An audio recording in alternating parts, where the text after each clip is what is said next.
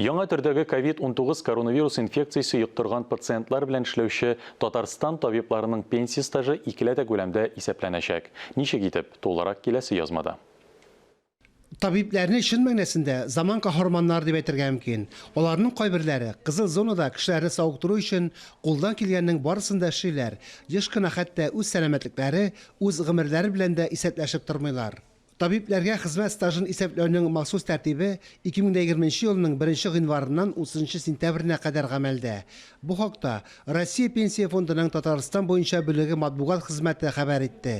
Табибләргә пенсиягә вакытыннан алда чыгу хокукын бирә торган бер эш көне эшнең билгеле бер төрләрендә 2 көнлек стаж кебек исәпләнә.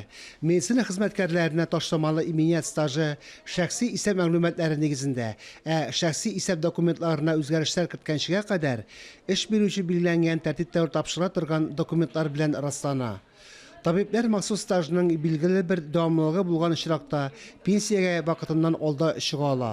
Моның өчен авылда эш стажы 25, шәһәрдә 30 елдан да ким булмаска тиеш. Фарис Мөхәммәтов, Татарстан яңалыклары.